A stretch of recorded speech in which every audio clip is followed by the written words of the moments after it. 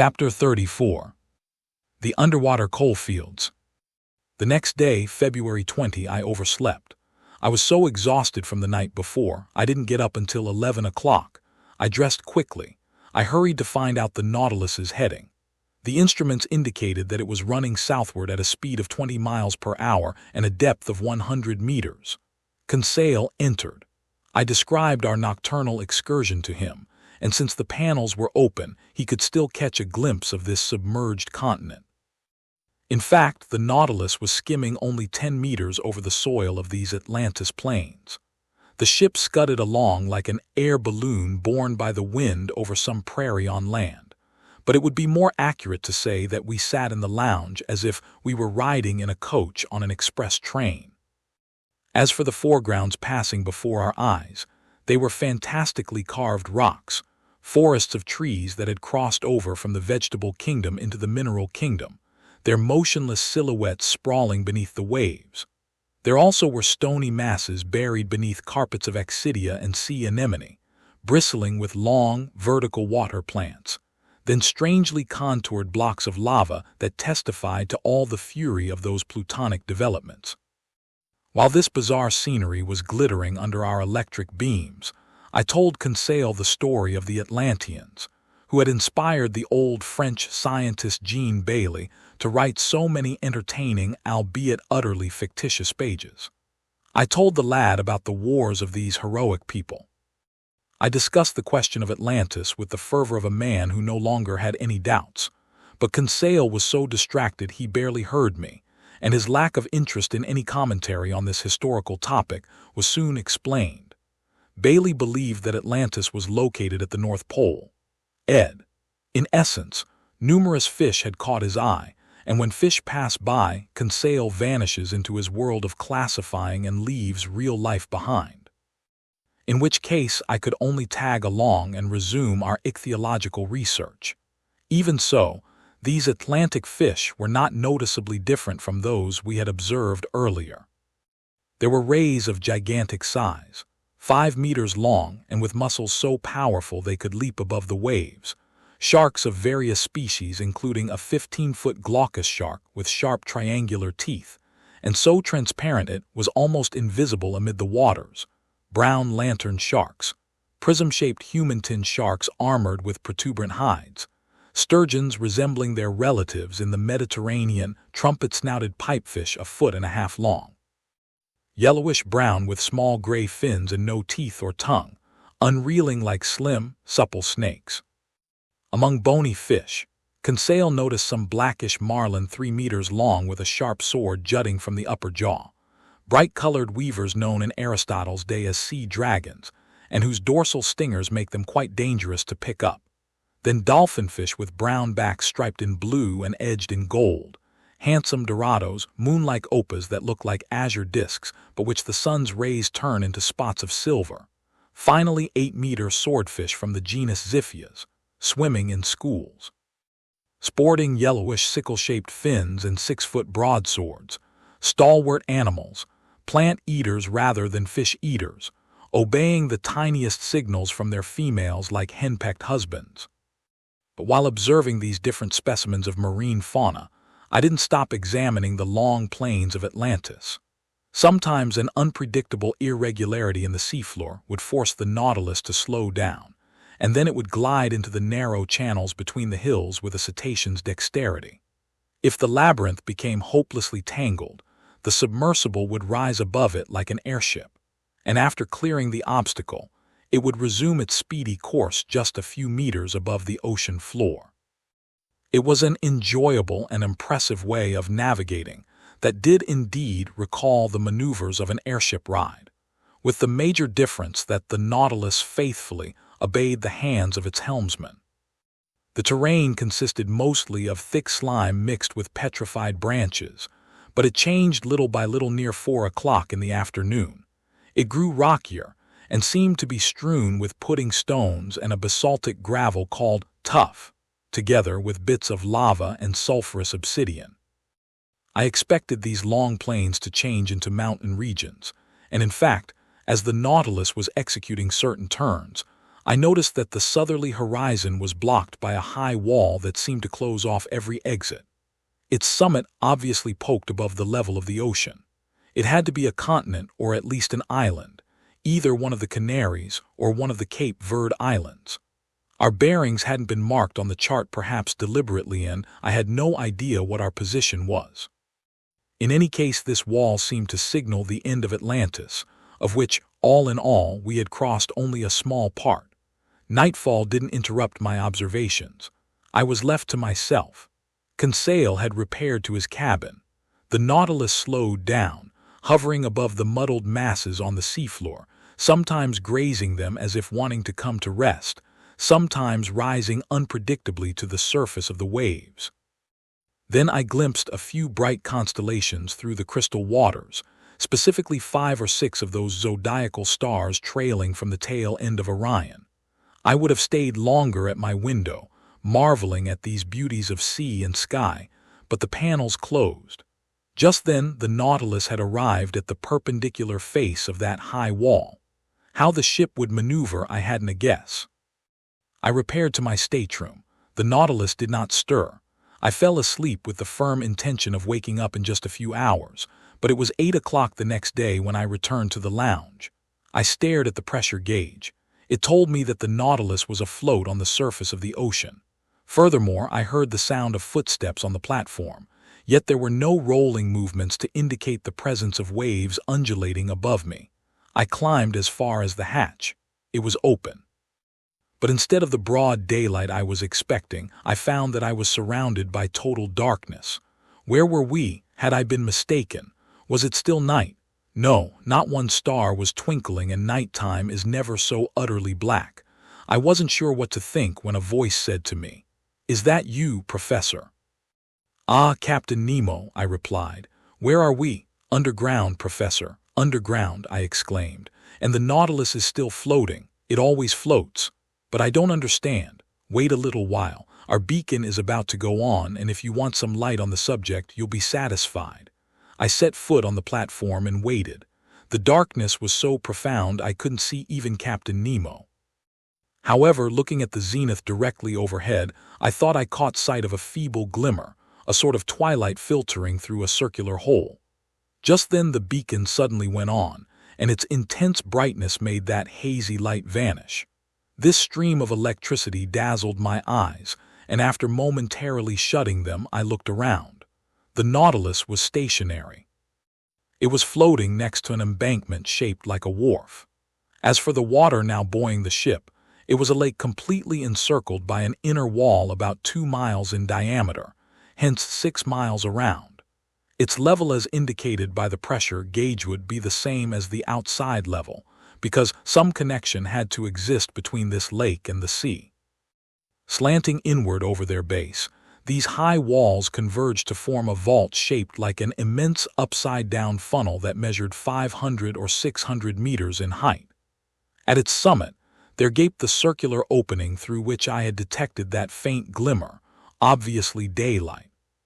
Before more carefully examining the interior features of this enormous cavern, and before deciding if it was the work of nature or humankind, I went over to Captain Nemo. "Where are we?" I said. "In the very heart of an extinct volcano," the captain answered me. "A volcano whose interior was invaded by the sea after some convulsion in the earth. While you were sleeping, Professor, the Nautilus entered this lagoon through a natural channel that opens 10 meters below the surface of the ocean. This is our home port, secure, convenient, secret, and sheltered against winds from any direction. Along the coasts of your continents or islands, show me any offshore mooring that can equal this safe refuge for withstanding the fury of hurricanes."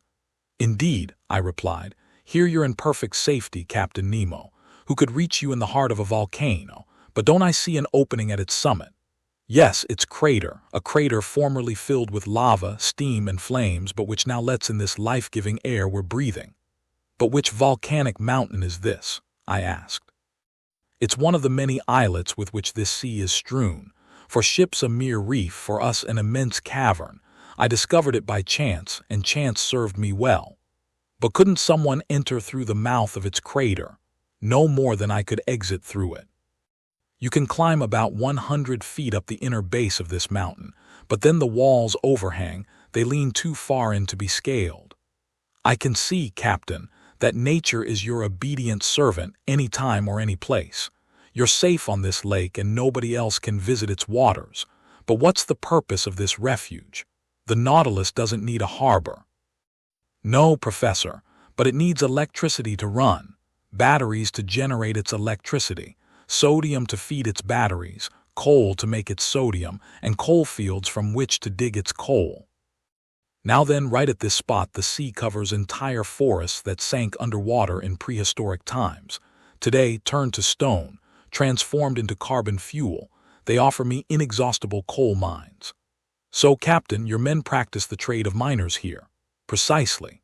These mines extend under the waves like the coal fields at Newcastle. Here, dressed in diving suits, pick and mattock in hand, my men go out and dig this carbon fuel for which I don't need a single mine on land. When I burn this combustible to produce sodium, the smoke escaping from the mountain's crater gives it the appearance of a still-active volcano. And will we see your companions at work? No, at least not this time, because I'm eager to continue our underwater tour of the world.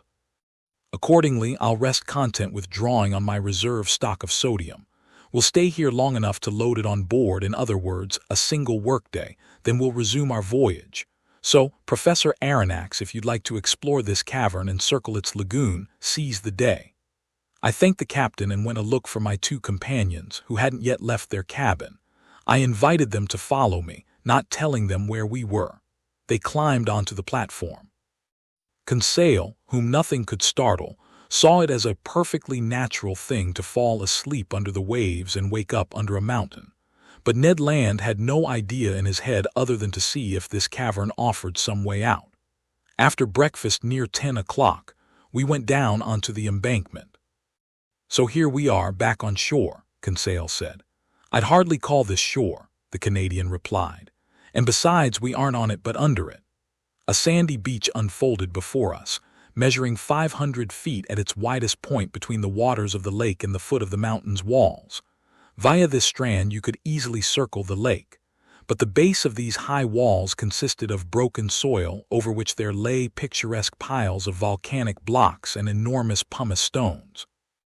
All these crumbling masses were covered with an enamel polished by the action of underground fires, and they glistened under the stream of electric light from our beacon. Stirred up by our footsteps, the mica-rich dust on this beach flew into the air like a cloud of sparks. The ground rose appreciably as it moved away from the sand flats by the waves, and we soon arrived at some long, winding gradients, genuinely steep paths that allowed us to climb little by little. But we had to tread cautiously in the midst of pudding stones that weren't cemented together, and our feet kept skidding on glassy trachyte, made of feldspar and quartz crystals. The volcanic nature of this enormous pit was apparent all around us. I ventured to comment on it to my companions. Can you picture, I asked them, what this funnel must have been like when it was filled with boiling lava, and the level of that incandescent liquid rose right to the mountain's mouth, like cast iron up the insides of a furnace? I can picture it perfectly, Conseil replied. But will Master tell me why this huge smelter suspended operations, and how it is that an oven was replaced by the tranquil waters of a lake? In all likelihood, Conseil, because some convulsion created an opening below the surface of the ocean, the opening that serves as a passageway for the Nautilus. Then the waters of the Atlantic rushed inside the mountain. There ensued a dreadful struggle between the elements of fire and water, a struggle ending in King Neptune's favor.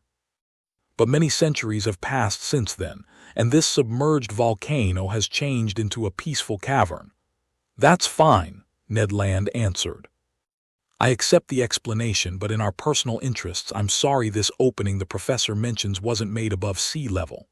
But Ned, my friend, Conseil answered, if it weren't an underwater passageway, the Nautilus couldn't enter it.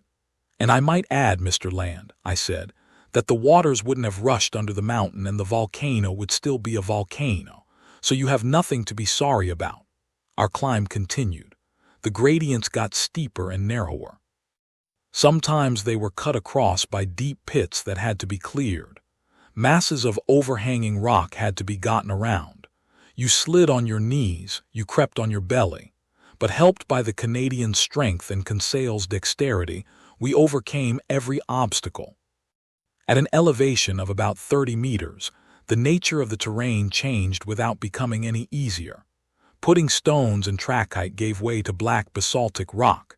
Here, lying in slabs all swollen with blisters. There, shaped like actual prisms and arranged into a series of columns that supported the springings of this immense vault, a wonderful sample of natural architecture. Then, among this basaltic rock, there snaked long, hardened lava flows inlaid with veins of bituminous coal, and in places covered by wide carpets of sulfur. The sunshine coming through the crater had grown stronger, shedding a hazy light over all the volcanic waste forever buried in the heart of this extinct mountain. But when we had ascended to an elevation of about 250 feet, we were stopped by insurmountable obstacles. The converging inside walls changed into overhangs, and our climb into a circular stroll. At this topmost level, the vegetable kingdom began to challenge the mineral kingdom. Shrubs, and even a few trees, emerged from crevices in the walls. I recognized some spurges that let their caustic, purgative sap trickle out. There were heliotropes, very remiss at living up to their sun-worshipping reputations since no sunlight ever reached them. Their clusters of flowers drooped sadly, their colors and scents were faded. Here and there chrysanthemums sprouted timidly at the feet of aloes with long, sad, sickly leaves. But between these lava flows I spotted little violets that still gave off a subtle fragrance, and I confess that I inhaled it with delight. The soul of a flower is its scent, and those splendid water plants, flowers of the sea, have no souls. We had arrived at the foot of a sturdy clump of dragon trees which were splitting the rocks with exertions of their muscular roots when Ned Land exclaimed, "Oh, sir, a hive!" "A hive," I answered with a gesture of utter disbelief. "Yes, a hive," the Canadian repeated, "with bees buzzing around." I went closer and was forced to recognize the obvious. At the mouth of a hole cut in the trunk of a dragon tree, there swarmed thousands of these ingenious insects so common to all the Canary Islands, where their output is especially prized. Naturally enough, the Canadian wanted to lay in a supply of honey, and it would have been ill-mannered of me to say no. He mixed sulfur with some dry leaves, set them on fire with a spark from his tinderbox, and proceeded to smoke the bees out. Little by little the buzzing died down, and the disemboweled hive yielded several pounds of sweet honey. Ned Land stuffed his haversack with it. "When I've mixed this honey with our breadfruit batter," he told us, "I'll be ready to serve you a delectable piece of cake." "But of course," Conseil put in, "it will be gingerbread." "I'm all for gingerbread," I said, "but let's resume this fascinating stroll." At certain turns in the trail we were going along, the lake appeared in its full expanse. The ship's beacon lit up that whole placid surface, which experienced neither ripples nor undulations. The Nautilus lay perfectly still. On its platform and on the embankment, crewmen were bustling around, black shadows that stood out clearly in the midst of the luminous air. Just then we went around the highest ridge of these rocky foothills that supported the vault. Then I saw that bees weren't the animal kingdom's only representatives inside this volcano. Here and in the shadows, birds of prey soared and whirled, flying away from nests perched on tips of rock. There were sparrow hawks with white bellies and screeching kestrels. With all the speed their stilt-like legs could muster, fine fat bustards scampered over the slopes. I'll let the reader decide whether the Canadian's appetite was aroused by the sight of this tasty game, and whether he regretted having no rifle in his hands. He tried to make stones do the work of bullets, and after several fruitless attempts, he managed to wound one of these magnificent bustards. To say he risked his life 20 times in order to capture this bird is simply the unadulterated truth. But he fared so well, the animal went into his sack to join the honeycombs. By then we were forced to go back down to the beach because the ridge had become impossible. Above us, the yawning crater looked like the wide mouth of a well. From where we stood, The sky was pretty easy to see, and I watched clouds race by, disheveled by the west wind, letting tatters of mist trail over the mountain summit. Proof positive that those clouds kept at a moderate altitude, because this volcano didn't rise more than 1,800 feet above the level of the ocean. Half an hour after the Canadians' latest exploits, we were back on the inner beach. There the local flora was represented by a wide carpet of samphire, a small umbelliferous plant that keeps quite nicely, which also boasts the names glasswort, saxifrage, and sea fennel. Conseil picked a couple bunches. As for the local fauna, it included thousands of crustaceans of every type: lobsters, hermit crabs, prawns, mysid shrimps, daddy longlegs, rock crabs, and a prodigious number of seashells, such as cowries, murex snails, and limpets. In this locality there gaped the mouth of a magnificent cave. My companions and I took great pleasure in stretching out on its fine-grained sand. Fire had polished the sparkling enamel of its inner walls, sprinkled all over with mica-rich dust. Ned Land tapped these walls and tried to probe their thickness. I couldn't help smiling. Our conversation then turned to his everlasting escape plans, and without going too far, I felt I could offer him this hope. Captain Nemo had gone down south only to replenish his sodium supplies. So I hoped he would now hug the coasts of Europe and America, which would allow the Canadian to try again with a greater chance of success. We were stretched out in this delightful cave for an hour. Our conversation, lively at the outset, then languished. A definite drowsiness overcame us. Since I saw no good reason to resist the call of sleep, I fell into a heavy doze. I dreamed one doesn't choose his dreams that my life had been reduced to the vegetating existence of a simple mollusk. It seemed to me that this cave made up my double-valved shell. Suddenly Conseil's voice startled me awake. Get up, shouted the fine lad. What is it? I asked in a sitting position. The water's coming up to us. I got back on my feet. Like a torrent, the sea was rushing into our retreat, and since we definitely were not mollusks, we had to clear out. In a few seconds we were safe on top of the cave. What happened? Conseil asked. Some new phenomenon. Not quite, my friends, I replied. It was the tide, merely the tide, which well-nigh caught us by surprise, just as it did Sir Walter Scott's hero. The ocean outside is rising, and by a perfectly natural law of balance, the level of this lake is also rising. We've gotten off with a mild dunking. Let's go change clothes on the Nautilus. 3/4 of an hour later, we had completed our circular stroll and were back on board. Just then the crewmen finished loading the sodium supplies, and the Nautilus could have departed immediately. But Captain Nemo gave no orders. Would he wait for nightfall and exit through his underwater passageway in secrecy? Perhaps. Be that as it may, by the next day the Nautilus had left its home port and was navigating well out from any shore, a few meters beneath the waves of the Atlantic. Chapter 35. The Sargasso Sea. The Nautilus didn't change direction, for the time being then. We had to set aside any hope of returning to European seas. Captain Nemo kept his prow pointing south. Where was he taking us? I was afraid to guess. That day the Nautilus crossed an odd part of the Atlantic Ocean.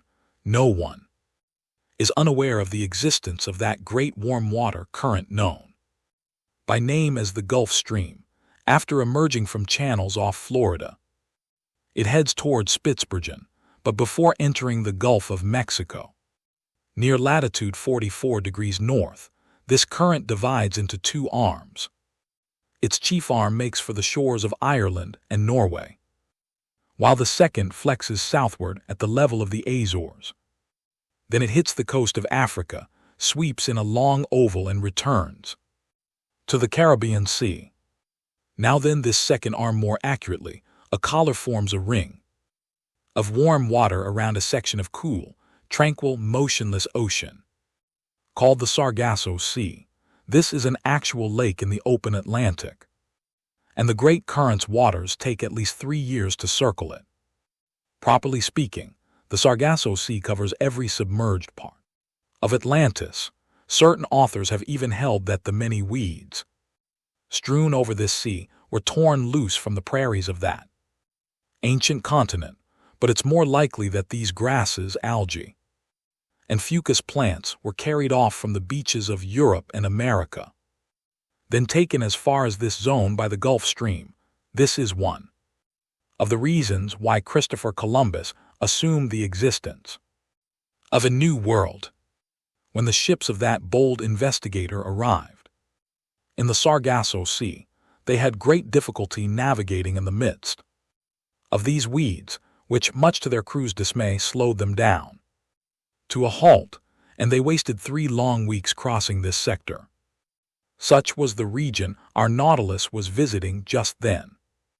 A genuine prairie, a tightly woven carpet of algae, gulfweed, and bladder wrack so dense and compact a craft's stem post couldn't tear through it without difficulty, accordingly not wanting to entangle his propeller in this weed-choked mass, Captain Nemo stayed at a depth some meters below the surface of the waves. The name Sargasso comes from the Spanish word sargazo, meaning gulfweed. This gulfweed, the swimming gulfweed or berry carrier, is the chief substance making up this immense shoal. And here's why these water plants collect in this placid Atlantic basin. According to the expert on the subject, Commander Maury, author of The Physical Geography of the Sea, the explanation he gives seems to entail a set of conditions that everybody knows. Now, Maury says, if bits of cork or chaff, or any floating substance, be put into a basin and a circular motion be given to the water, all the light substances will be found crowding together near the center of the pool, where there is the least motion. Just such a basin is the Atlantic Ocean to the Gulf Stream, and the Sargasso Sea is the center of the whirl.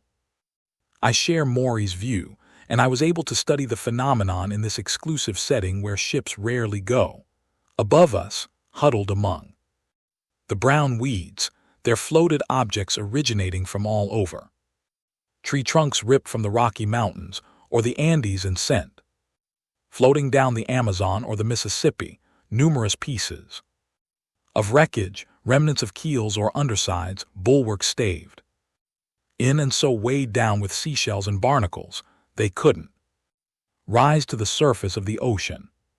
And the passing years will someday bear out Maury's other view that by collecting in this way over the centuries, these substances will be turned to stone by the action of the waters and will then form inexhaustible coal fields, valuable reserves prepared by far-seeing nature for that time when man will have exhausted his mines on the continents. In the midst of this hopelessly tangled fabric of weeds and fucus plants, I noted some delightful pink-colored, star-shaped Alcyon coral, sea anemone trailing the long tresses of their tentacles, some green, red, and blue jellyfish, and especially those big rhizostome jellyfish that Cuvier described, whose bluish parasols are trimmed with violet festoons. We spent the whole day of February 22 in the Sargasso Sea, where fish that dote on marine plants and crustaceans find plenty to eat. The next day the ocean resumed its usual appearance. From this moment on, for 19 days from February 23 to March 12, the Nautilus stayed in the middle of the Atlantic, hustling us along at a constant speed of 100 leagues every 24 hours. It was obvious that Captain Nemo wanted to carry out his underwater program, and I had no doubt that he intended, after doubling Cape Horn, to return to the Pacific South Seas. So Ned Land had good reason to worry. In these wide seas empty of islands, it was no longer feasible to jump ship, nor did we have any way to counter Captain Nemo's whims. We had no choice but to acquiesce, but if we couldn't attain our end through force or cunning, I like to think we might achieve it through persuasion. Once this voyage was over, might not Captain Nemo consent to set us free in return for our promise never to reveal his existence, our word of honor, which we sincerely would have kept? However, this delicate question would have to be negotiated with The captain, but how would he receive our demands for freedom? At the very outset and in no uncertain terms, hadn't he declared that the secret of his life required that we be permanently imprisoned? On board the Nautilus, wouldn't he see my 4-month silence as a tacit acceptance of this situation? Would my returning to this subject arouse suspicion that could jeopardize our escape plans? If we had promising circumstances for trying again later on? I weighed all these considerations, turned them over in my mind, submitted them to Conseil, but he was as baffled as I was. In short, although I'm not easily discouraged, I realized that my chances of ever seeing my fellow men again were shrinking by the day, especially at a time when Captain Nemo was recklessly racing toward the South Atlantic. During those 19 days just mentioned, no unique incidents distinguished our voyage. I saw little of the captain. He was at work. In the library I often found books he had left open, especially books on natural history. He had thumbed through my work on the great ocean depths, and the margins were covered with his notes, which sometimes contradicted my theories and formulations. But the captain remained content with this method of refining my work, and he rarely discussed it with me. Sometimes I heard melancholy sounds reverberating from the organ, which he played very expressively, but only at night in the midst of the most secretive darkness, while the Nautilus slumbered in the wilderness of the ocean. During this part of our voyage, we navigated on the surface of the waves. For entire days, the sea was nearly deserted. A few sailing ships, laden for the East Indies, were heading toward the Cape of Good Hope.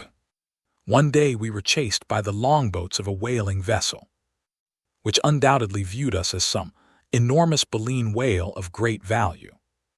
But Captain Nemo didn't want these gallant gentlemen wasting their time and energy, so he ended the hunt by diving beneath the waters. This incident seemed to fascinate Ned Land intensely. I'm sure the Canadian was sorry that these fishermen couldn't harpoon our sheet-iron cetacean and mortally wound it. During this period the fish Conseil and I observed differed little from those we had already studied in other latitudes. Chief among them were specimens of that dreadful cartilaginous genus that's divided into 3 subgenera, numbering at least 32 species. Striped sharks 5 meters long, the head squat and wider than the body, the caudal fin curved, the back with 7 big black parallel lines running lengthwise, then purlun sharks ash gray, pierced with 7 gill openings, furnished with a single dorsal fin placed almost exactly in the middle of the body. Some big dogfish also passed by, a voracious species of shark if there ever was one. With some justice, fishermen's yarns aren't to be trusted. But here's what a few of them relate. Inside the corpse of one of these animals there were found a buffalo head and a whole calf. In another, 2 tuna and a sailor in uniform. In yet another, a soldier with his saber. In another, finally, a horse with its rider. In candor, none of these sounds like divinely inspired truth. But the fact remains that not a single dogfish let itself get caught in the Nautilus's nets, so I can't vouch for their veracity. Schools of elegant, playful dolphins swam alongside for entire days. They went in groups of 5 or 6, hunting in packs like wolves over the countryside. Moreover, they're just as voracious as dogfish, if I can believe a certain Copenhagen professor who says that from one dolphin's stomach he removed 13 porpoises and 15 seals. True, it was a killer whale, belonging to the biggest known species, whose length sometimes exceeds 24 feet. The family Delphinia numbers 10 genera, and the dolphins I saw were akin to the genus Delphinorhynchus, remarkable for an extremely narrow muzzle 4 times as long as the cranium, measuring 3 meters. Their bodies were black on top, underneath a pinkish-white strewn, with small, very scattered spots. From these seas, I'll also mention some unusual specimens of croakers. Fish from the order Acanthopterygia, family Cyanidea. Some authors, more artistic than scientific, claim that these fish are melodious singers, that their voices in unison put on concerts, unmatched by human choristers. I don't say nay, but to my regret, these croakers didn't serenade us as we passed. Finally, to conclude, Conseil classified a large number of flying fish. Nothing could have made a more unusual sight than the marvelous timing with which dolphins hunt these fish, whatever the range of its flight, however evasive its trajectory. Even up and over the Nautilus, the hapless flying fish always found a dolphin to welcome it with open mouth. These were either flying gurnards or kite-like sea robins, whose lips glowed in the dark, at night scrawling fiery streaks in the air before plunging into the murky waters like so many shooting stars. Our navigating continued under these conditions until March 13. That day, the Nautilus was put to work in some depth-sounding experiments that fascinated me deeply. By then, we had fared nearly 13,000 leagues from our starting point. In the Pacific high seas, our position fix placed us in latitude 45 degrees 37 south and longitude 37 degrees 53 west. These were the same waterways where Captain Denham, aboard the Herald, paid out 14,000 meters of sounding line without finding bottom. It was here, too, that Lieutenant Parker, aboard the American frigate Congress, was unable to reach the underwater soil. At 15,149 meters, Captain Nemo decided to take his Nautilus down to the lowest depths in order to double-check these different soundings. I got ready to record the results of this experiment. The panels in the lounge opened, and maneuvers began for reaching those strata so prodigiously far removed.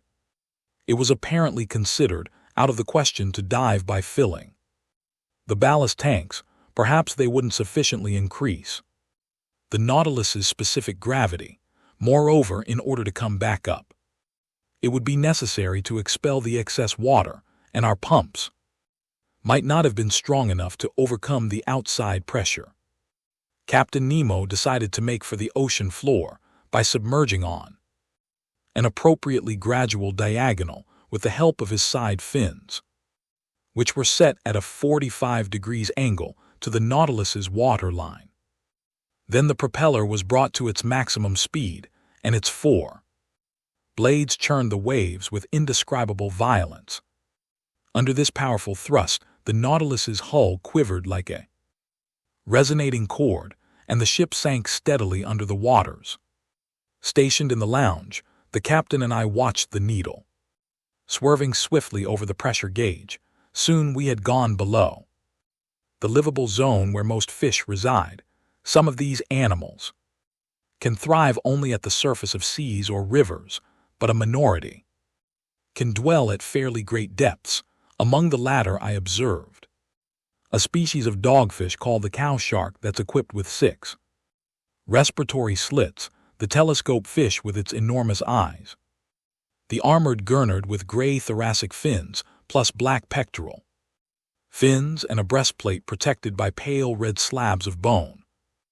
Then finally the grenadier, living at a depth of 1,200 meters, by that point tolerating a pressure of 120 atmospheres. I asked Captain Nemo if he had observed any fish at more considerable depths. Fish rarely, he answered me. But given the current state of marine science, who are we to presume? What do we really know of these depths? Just this, Captain. In going toward the ocean's lower strata, we know that vegetable life disappears more quickly than animal life. We know that moving creatures can still be encountered where water plants no longer grow.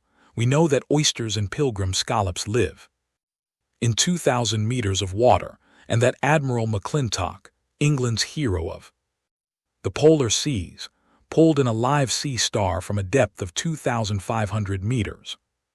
We know that the crew of the Royal Navy's Bulldog fished up a starfish from 2,620 fathoms, hence from a depth of more than 1 vertical league. Would you still say, Captain Nemo, that we really know nothing? No, Professor, the captain replied.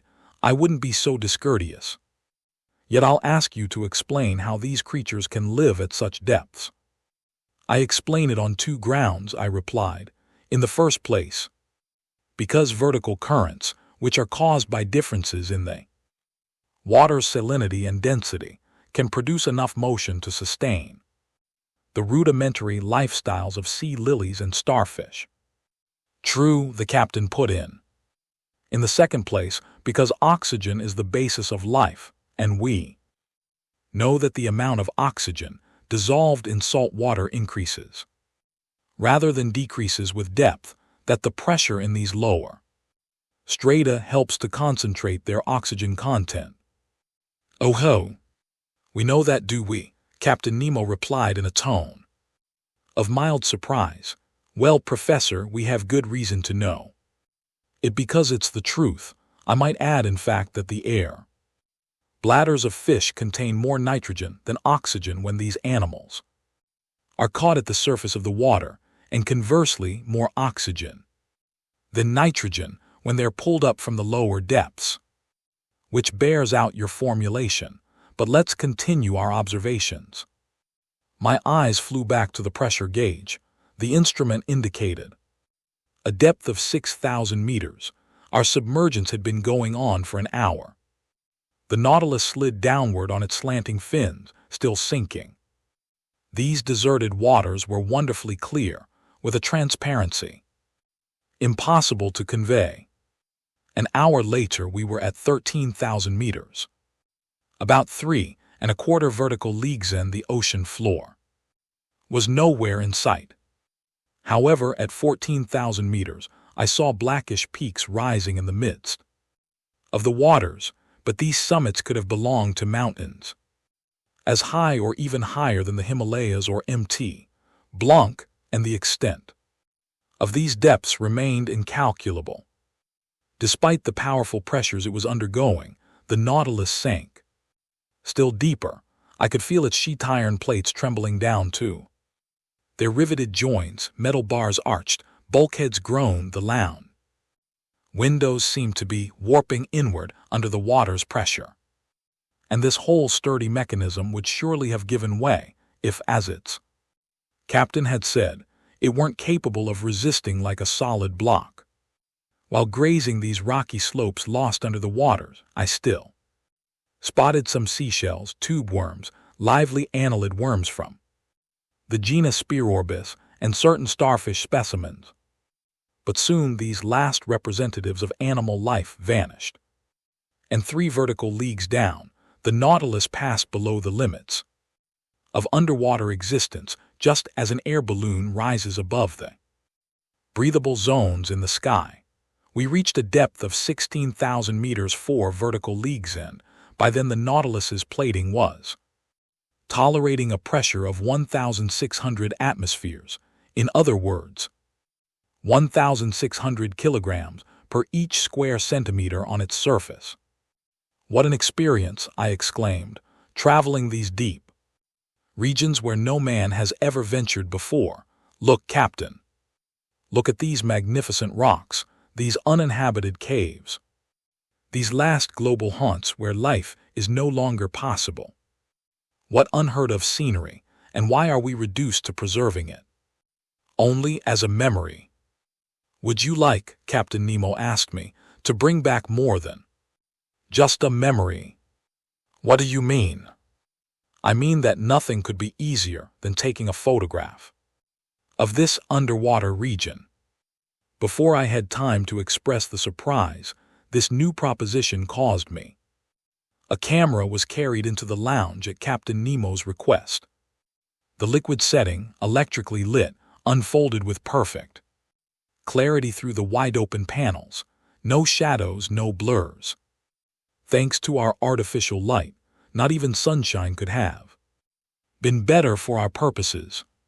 With the thrust of its propeller, curbed by the slant of its fins, the Nautilus stood still. The camera was aimed at the scenery on the ocean floor, and in a few seconds we had a perfect negative. I attach a print of the positive. In it, you can view these primordial rocks that have never seen the light of day, this nether granite that forms the powerful foundation of our globe, the deep caves cut into the stony mass, the outlines of incomparable distinctness, whose far edges stand out in black as if from the brush of certain Flemish painters. In the distance is a mountainous horizon, a wondrously undulating line that makes up the background of this landscape. The general effect of these smooth rocks is indescribable. Black polished without moss or other blemish carved into strange shapes, sitting firmly on a carpet of sand that sparkled beneath our streams of electric light. Meanwhile, his photographic operations over, Captain Nemo told me, "Let's go back up, Professor. We mustn't push our luck and expose the Nautilus too long to these pressures." "Let's go back up," I replied. "Hold on tight."